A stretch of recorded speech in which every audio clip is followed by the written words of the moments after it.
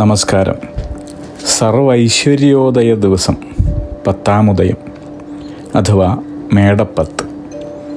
ഈ വർഷത്തെ പത്താമുദയം 2025 ഏപ്രിൽ 23, കൊല്ലവർഷം 1200 ആണ്ട്, മേടം 10, അവിട്ടം നക്ഷത്രം, തിഥി ദശമി, ബുധനാഴ്ച ആണ്.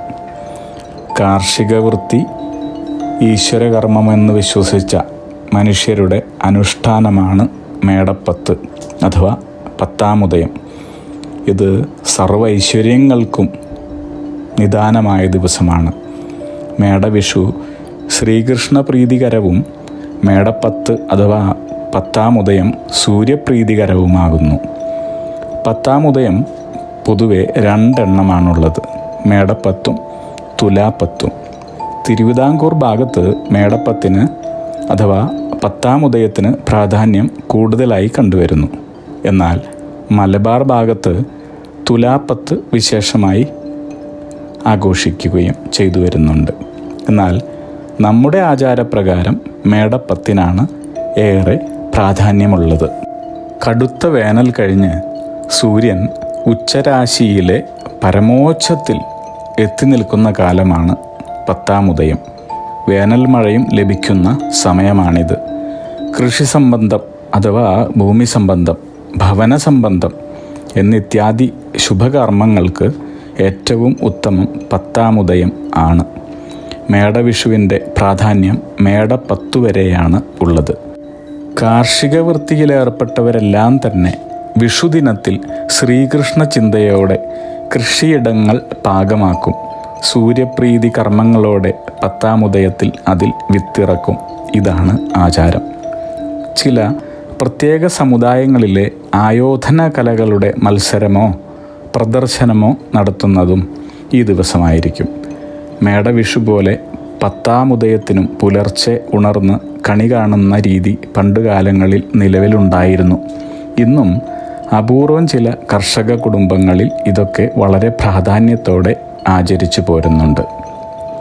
സ്ത്രീകൾ ഉണക്കലരി പൊടിച്ച് മുറത്തിലാക്കി പത്താമുദയ ദിവസം സൂര്യോദയ ശേഷം വീടിൻ്റെ മുറ്റത്ത് കൊളുത്തിയ നിലവിളക്കിനു മുന്നിൽ വെച്ച് വെയിൽ കൊള്ളിച്ച ശേഷം ആ അരിമാവ് കൊണ്ട് സൂര്യശിവപ്രീതികരങ്ങളായ പലഹാരങ്ങളുണ്ടാക്കി അത് നിവേദ്യമായി സങ്കല്പിച്ച് കുടുംബങ്ങൾക്ക് നൽകുന്ന ആചാരം ഇപ്പോഴും തുടരുന്നുണ്ട്.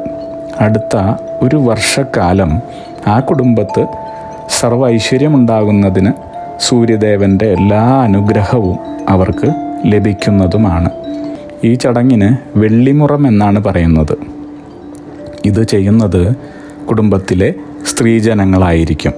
എല്ലാ സൂര്യക്ഷേത്രങ്ങളിലും സ്ത്രീകൾ ഇതേ ചടങ്ങ് തന്നെ അനുഷ്ഠിക്കുന്നതായി കാണാവുന്നതാണ്.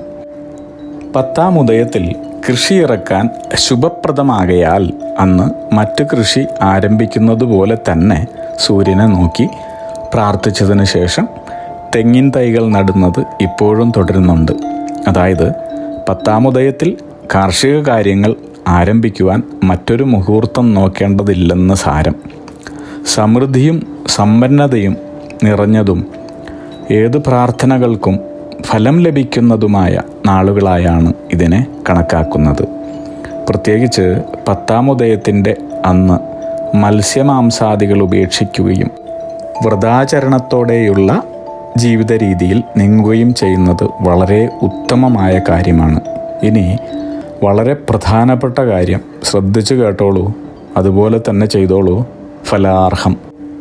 മേടപ്പത്ത് പുലർച്ചെ സൂര്യോദയം തുടങ്ങി 6-ാം നാഴിക മുതൽ 2 മണിക്കൂർ 40 മിനിറ്റ് മുതൽ 1.5 മണിക്കൂർ സമയം വാസ്തുപുരുഷൻ ഉണർന്നിരിക്കുന്നതിനാൽ ഈ സമയം ഗൃഹസംബന്ധമായ മുഹൂർത്തങ്ങൾക്കും ശുഭപ്രദമായി കാണുന്നു. പത്താമുദയം അഥവാ മേടപ്പത്ത് സർപ്പപ്രീതികർമ്മങ്ങൾക്ക് ഏറ്റവും ശ്രേയസ്കരമായി കണക്കാക്കപ്പെടുന്നു. തിരുവാതിര, ചോതി, ചതയം നക്ഷത്രക്കാരും ഇപ്പോൾ രാഹുവിൻ്റെ ദശയോ അപഹാരമോ ഛിദ്രകാലമോ വരുന്നവരും, രാഹു ചാരവശാൽ ഏറ്റവും ദോഷപ്രദമായി നിൽക്കുന്നവരും പത്താമുദയ ദിവസം സർപ്പങ്ങൾക്ക് യഥാശക്തി അഭിഷേകവും മറ്റ് ഇഷ്ട വഴിപാടുകളും സർപ്പക്ഷേത്ര ദർശനവും ചെയ്യുന്നത് ഉത്തമം. ഇവയൊന്നും ഇപ്പോഴത്തെ സാഹചര്യത്തിൽ ചെയ്യാൻ സാധിക്കുന്നില്ലെങ്കിൽ ഓം രാഘവേ നമഃ എന്ന മന്ത്രം 108 പ്രാവശ്യമെങ്കിലും ജപിച്ച് സർപ്പപ്രീതിക്കായി പ്രാർത്ഥിക്കാവുന്നതുമാണ്. ഇനി മേടമാസത്തിലാണ് നിങ്ങളുടെ ജനനമെങ്കിൽ സൂര്യൻ ഉച്ചരാശിയിൽ നിൽക്കുന്നതിൻ്റെ ഗുണങ്ങൾ ലഭിക്കുന്നതാണ്. അപ്പോൾ മേടമാസത്തിൽ 1-നും 10-നും ഇടയിൽ ജനിക്കുന്നവർക്ക് സൂര്യൻ പരമോച്ചത്തിൽ നിൽക്കുന്ന ഗുണഗണങ്ങൾ ലഭിക്കുന്നു. ഇത് അതിവിശേഷം തന്നെയാണ്. രാവണവധത്തിന് ശേഷം എല്ലായിടത്തും ശാന്തിയും സമാധാനവും നിറഞ്ഞ് സ്വസ്ഥത ലഭിച്ചതിൻ്റെ ഓർമ്മയ്ക്കാണ് 10-ാം ഉദയം ആഘോഷിക്കുന്നതെന്നും പറയപ്പെടുന്നു. സമ്പൽ സമൃദ്ധിയുടെ പ്രതീകമായ കുബേരൻ്റെ ജനന ദിവസമായും ഈ ദിവസത്തിനെ കണക്കാക്കുന്നുണ്ട്. നിങ്ങൾ ഏത് കർമ്മം ചെയ്യുന്നതിന് മുൻപും ഈ ദിവസങ്ങളിൽ സൂര്യഭഗവാനെ ഒന്ന് സ്മരിച്ച ശേഷം തുടങ്ങിയാൽ അതിൽ പരിപൂർണമായ വിജയം ലഭിക്കുമെന്നാണ് പറയുന്നത്. ഇനി എന്തൊക്കെയാണ് 10-ാം ഉദയത്തിന് ചെയ്യേണ്ടുന്ന കാര്യങ്ങൾ? ഈ വരുന്ന ഏപ്രിൽ 23 തീയതി നിങ്ങൾ എന്തൊക്കെയാണ് ചെയ്യേണ്ടത്? ശ്രദ്ധിച്ച് കേട്ടോളൂ. ഇതുപോലെ ഇത്തവണ ചെയ്യുവാൻ ശ്രമിക്കൂ. ഇതിൻ്റെ ഫലങ്ങൾ അനുഭവിച്ചറിയൂ. നിശ്ചയമാണ്. സർവൈശ്വര്യ സമ്പദ് സമൃദ്ധിക്കായി 10-ാം ഉദയത്തിന് പുലർച്ചെ കുളിച്ച് ശുദ്ധമായി നെയ്വിളക്ക് കൊളുത്തി സൂര്യൻ്റെ ശാന്തി മന്ത്രവും തുടർന്ന് സൗന്ദര്യലഹരിയിലെ സർപ്പദോഷ ശാന്തി മന്ത്രവും ഭക്തിയോടെ ജപിക്കണം.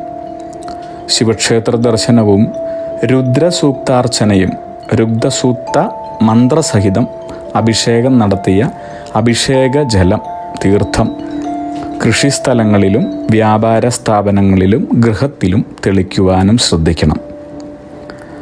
ഇനി അന്നേ ദിവസം 10-ാം ഉദയ ദിവസം സൂര്യദേവൻ ഉദിച്ചുയരുന്നതും നോക്കി 5 തിരിയിട്ട നെയ്യ് മാത്രമേ ഒഴിക്കാവൂ, എണ്ണ ഒഴിക്കരുത്. നെയ്യൊഴിച്ച് കത്തിച്ച നിലവിളക്കും വാലറ്റം കിഴക്കോട്ട് തിരിച്ചു വെച്ച കിണ്ടിയിൽ നിറച്ച ജലവും വാഴയിലയോ നിറപറയിലോ ഉണക്കലരിയുമായി കാത്തിരിക്കണം. പരമോച്ചത്തിൽ സൂര്യദേവൻ ഉദിച്ചുയരുമ്പോൾ സൂര്യമന്ത്രത്താൽ ആദ്യം കിണ്ടിയിലെ ജലം 2 കൈകളിലും എടുത്ത് സൂര്യദേവനായി കൈകൾ കൊണ്ട് നീട്ടിയെറിഞ്ഞ് അതിനുശേഷം ഉണക്കലരി 2 കൈകളിലും എടുത്ത് സൂര്യദേവനായി പ്രാർത്ഥിച്ച് കൈകൾ കൊണ്ട് നീട്ടിയെറിഞ്ഞ് ആ നിലവിളക്കുമായി ഗൃഹത്തിനുള്ളിലേക്ക് പ്രവേശിച്ച് പൂജാമുറിയിലോ പ്രധാന മുറിയിലോ നിലവിളക്ക് വെച്ച് എല്ലാ കുടുംബാംഗങ്ങളും കൂടി നന്മയ്ക്കായും ആയുരാരോഗ്യ സമ്പൽ സമൃദ്ധിക്കായും പ്രാർത്ഥിക്കണം. ഇനി വളരെ പ്രധാനപ്പെട്ട ഒരു കാര്യം, വീട്ടിൽ കിടപ്പു രോഗികളോ വാർദ്ധക്യ സഹജമായ ബുദ്ധിമുട്ടുകളാൽ എഴുന്നേൽക്കുവാൻ സാധിക്കാത്തവരോ ഉണ്ടെങ്കിൽ അവർക്ക് വേണ്ടി നിലവിളക്ക് പ്രധാന മുറിയിലോ പൂജാമുറിയിലോ സ്ഥാപിക്കുന്നതിന് മുൻപായി തന്നെ അവരുടെ അടുക്കിലേക്ക് കൊണ്ടുപോയി അവിടെ മറ്റു കുടുംബാംഗങ്ങളെല്ലാം തന്നെ സന്നിഹിതരായി പ്രാർത്ഥിക്കേണ്ടതാണ്. അവരൊരുമിച്ച് പ്രാർത്ഥിക്കണം. അതിനുശേഷം നിലവിളക്ക് യഥാസ്ഥാനത്ത് നിങ്ങൾക്ക് തിരിച്ചു വയ്ക്കാവുന്നതാണ്. 10-ാം ഉദയത്തെ ഇപ്രകാരം ഇപ്പോൾ പറഞ്ഞ പ്രകാരം അനുഷ്ഠിക്കുന്നവർക്ക് ആ ഒരു കൊല്ലം വിഭവങ്ങളുടെ കൂമ്പാരമായിരിക്കും, സമ്പൽ സമൃദ്ധിയുടെ അനുഗ്രഹമായിരിക്കും. സമ്പൽ സമൃദ്ധിയും ശത്രുദോഷ ശമനവും കുടുംബൈശ്വര്യവും സൂര്യദേവൻ്റെ അനുഗ്രഹത്താൽ ലഭിക്കുന്നതാണ്.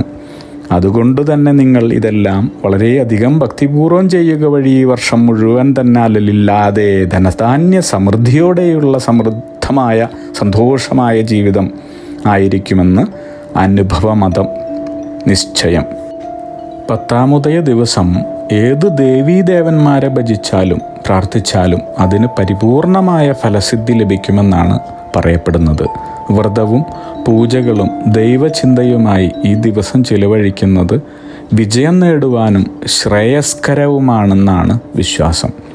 വിഷു കഴിഞ്ഞ് 10-ാം ഉദയം വരെയുള്ള നാളുകളിൽ രാവിലെയും വൈകുന്നേരവും 108 അല്ലെങ്കിൽ 1008 തവണ ഗായത്രി മന്ത്രം ചൊല്ലുന്നതും പ്രണവമന്ത്രം, അഷ്ടാക്ഷരമന്ത്രം, പഞ്ചാക്ഷരമന്ത്രം എന്നിവ ജപിക്കുന്നതും ഏറെ ഗുണകരമാണ്.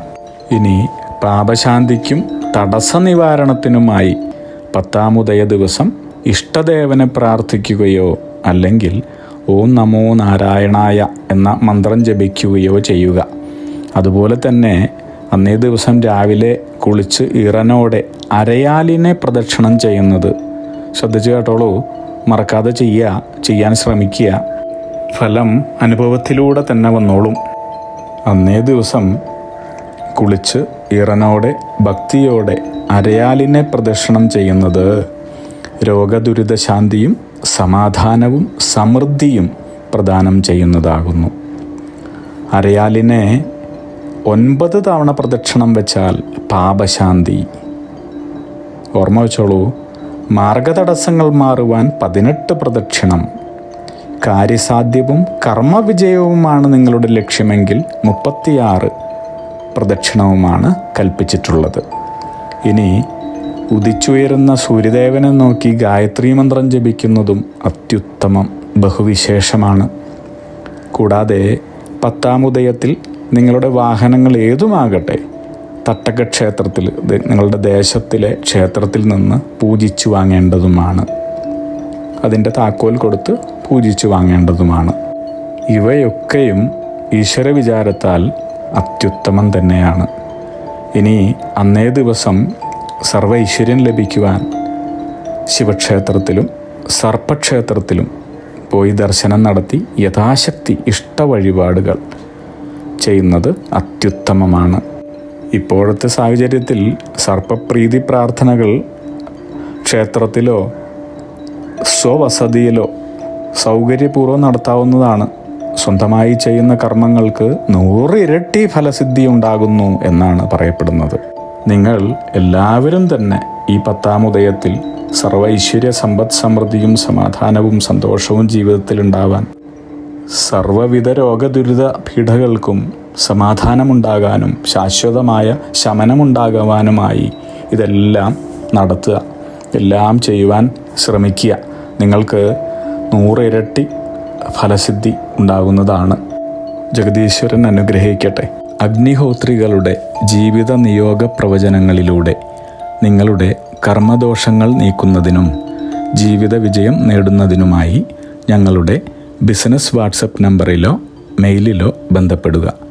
പരീക്ഷ, ഇൻ്റർവ്യൂ, ഇഷ്ടജീവിത പങ്കാളി, വിവാഹം, സന്താനഭാഗ്യം, രോഗദുരിതങ്ങളിൽ നിന്നുള്ള മോചനം, ഉദ്യോഗസ്ഥാന ലബ്ധി, ഭൂമി സ്വീകരണം, ഗൃഹനിർമ്മാണം, ഇഷ്ടജനലബ്ധി, ദാമ്പത്യ സൗഖ്യം, ജോലി, ബിസിനസ്, മറ്റു കർമ്മരംഗങ്ങളിലെ അഭിവൃദ്ധി, ആയുരാരോഗ്യ സൗഖ്യം, സർവസമസ്ത സമ്പദ് സമൃദ്ധി തുടങ്ങി എല്ലാ ജീവിത വിജയങ്ങൾക്കും, കൂടാതെ സമ്പൂർണ്ണ ദോഷപരിഹാരങ്ങൾക്കും ഇഷ്ടകാര്യ വിജയങ്ങൾക്കും സർവ്വ ഐശ്വര്യങ്ങൾക്കുമായി വിവിധ രത്നക്കല്ലുകൾ ധരിക്കുന്നതിനുള്ള ഉപദേശങ്ങൾക്കായും പ്രശ്നപരിഹാരങ്ങൾക്കുമായി നിങ്ങൾക്ക് അഗ്നിഹോത്രി ജീവിത നിയോഗ ആചാര്യന്മാരുടെ ഉപദേശം സ്വീകരിക്കാവുന്നതാണ്.